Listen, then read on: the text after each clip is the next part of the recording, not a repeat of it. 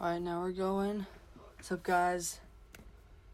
Welcome to my first ever podcast, where I will talk mostly about the Vikings and maybe add in some other stuff that I'm interested in too. So I'd like to start with the fact that this is something that I've thought about from time to time ever since we picked him up, and that is the fact that I was so excited when the Vikings signed Mackenzie Alexander. He was one of my favorite players on our defense back in 2019. Reason being, we had this quarterback named Xavier Rhodes who could not guard a snail without holding it tightly. Like, he couldn't guard anyone. I watched in the game when we played against the 49ers in the divisional round in 2019. He allowed a touchdown to Kendrick Bourne, which I didn't think he was that bad, but I guess he is. He was awful that year. Of course, he started up on his prime in 2016. 2017, he was really good, a top 3 cornerback in the game. 2018, he was okay. 2019, he just started sucking. And then last year when we, meaning the Vikings, gave him to the Colts, he stepped it up. Same as when we gave Daniel Carlson to the Raiders, he was actually a solid kicker. But that's a different topic. And so, yeah, I was really excited when we re-signed Mackenzie Alexander.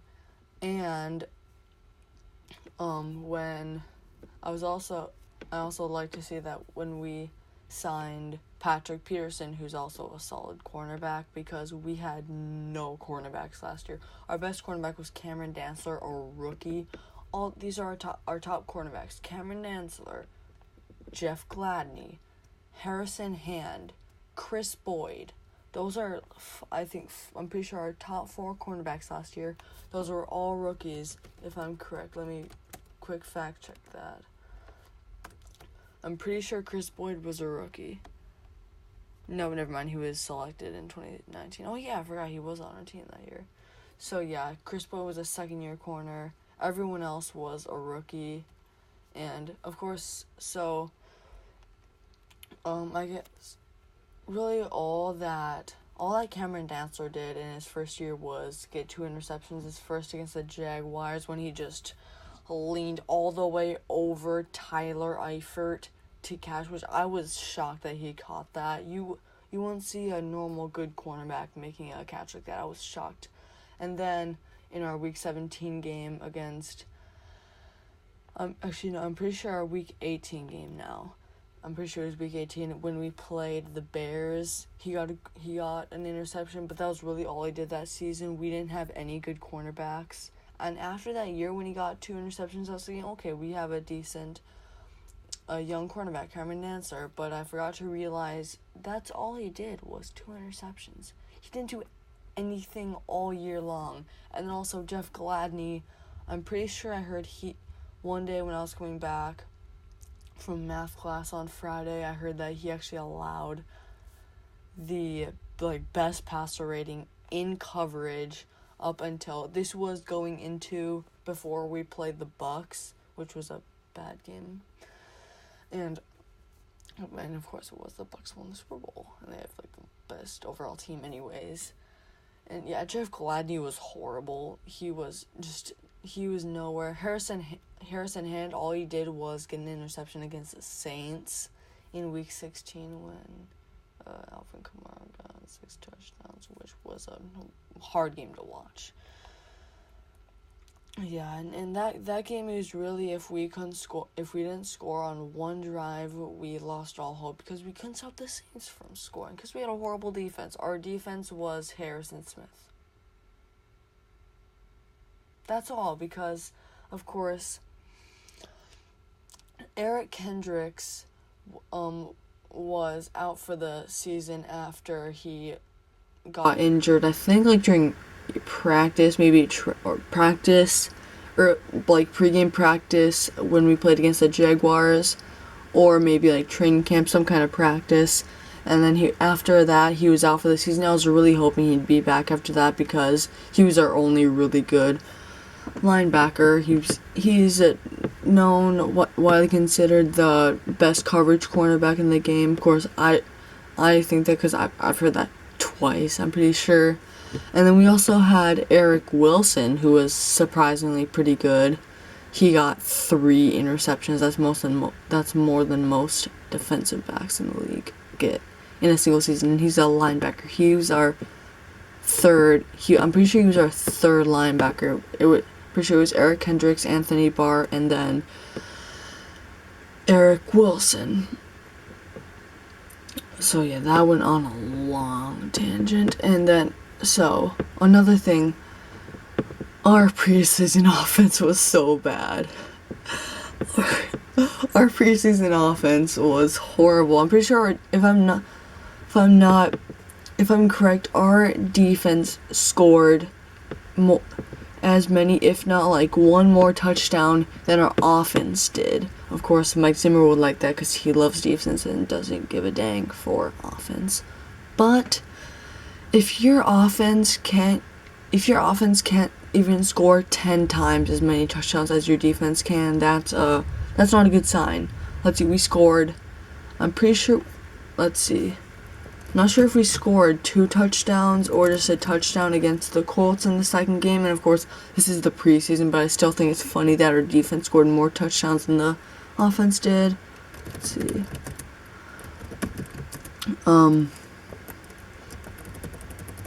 Let's see, let me check the score of that game. Oh yeah, we lost 12-10. We only scored 1 touchdown, which was of course the Troy Dye touchdown, which after this preseason, I'm like, is Troy Dye like our next Eric Wilson, like the next linebacker that no one knows, not even a lot of Vikings fans know, that just suddenly is kind of good, which I doubt is the case because this is still the preseason. So let's see, we had 1.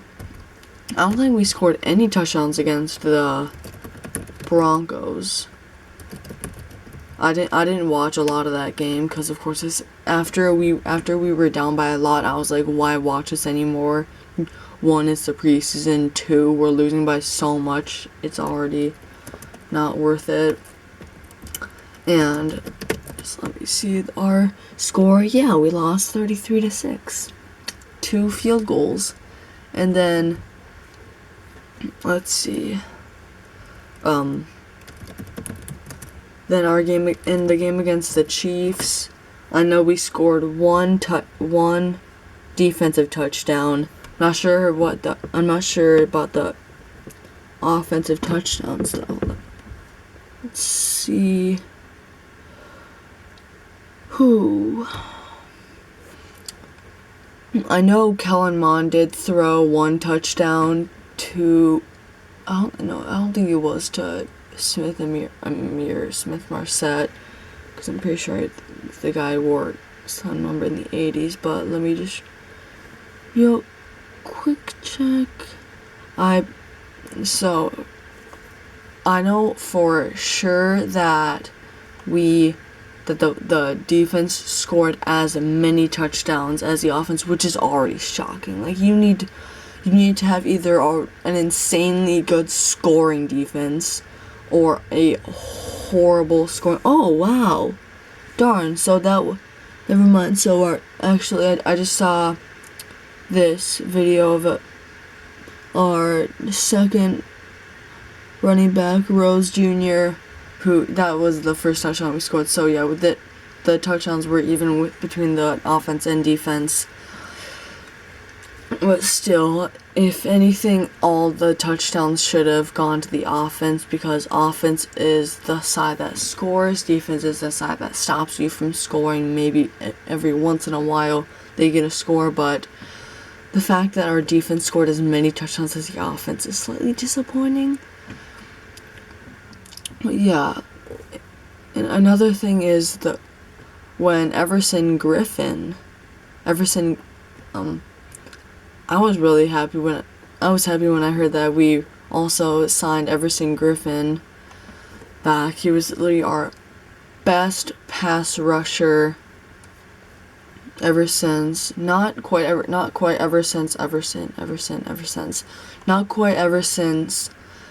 Jared Allen left, because I'm pretty sure Jared Allen left in like 2013 or something. Oh yeah, I forgot. He does curling now. That's funny.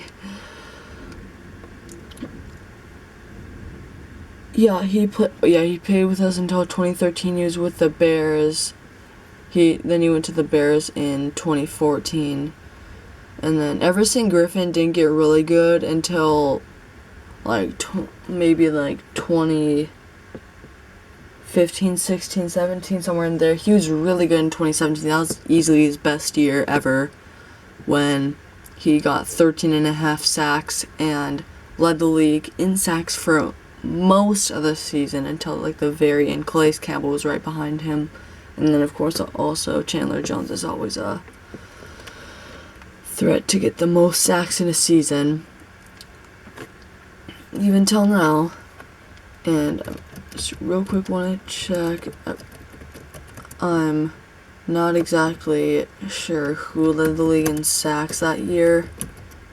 Goodness, I have to fact check a lot of stuff. Let's see. It was in 2017. I know, but I know Everson Griffin got 1 sack in every single game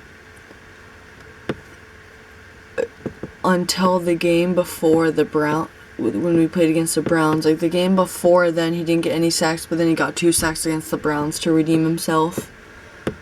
So let's see. Combined with Joe Schobert. Sacks. Who led the league in sacks that year? Chandler Jones did. Oh my gosh. Everson Griffin was number 6.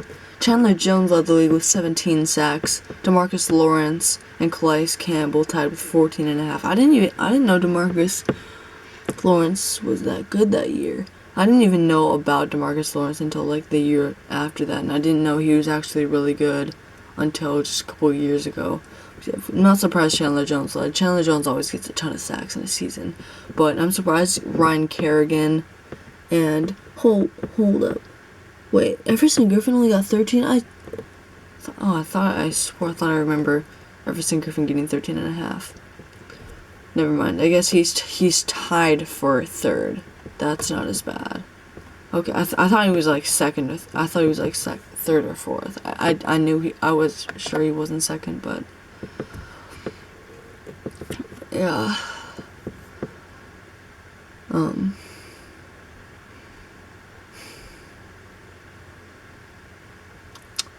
Also, I heard, oh gosh, seeing Everson Griffin wearing number 58 was so weird, since he always wore 97 with us. Seeing him wearing number 50, like that's a linebacker number. Defensive linemen rarely wear numbers in the 50s. I don't even know if that's one of the available number slots. I know it's like 60s, maybe 70s, 90s I know, maybe 70s, I don't think so, maybe, I think that's mostly an offensive lineman's number, but, gosh, Everson Griffin did not, why did I say Jared Allen? Everson Griffin did not fit with number 58, and then it was nice that Michael Pierce let him wear number 97, because of course Michael Pierce is pales in comparison to what Everson Griffin ever was. Everson Griffin was a top pass rusher in his prime, top of the top pass rusher, like equal to what Daniel Hunter was in 2019. That's pretty much how good I think it was 2018 and 19 maybe is what Everson Griffin was. Let's see, Daniel Hunter, not sure how many sacks he got. 2018 and 19 he got 14.5 sacks. Oh dang, so that's what they meant by. I remember reading somewhere that that Daniil had an off year in 2017. He did. He had only 7 sacks. but which is still a lot. He started in 2015. He was already really good, 6 sacks, and then 12 and a half sacks in 2016.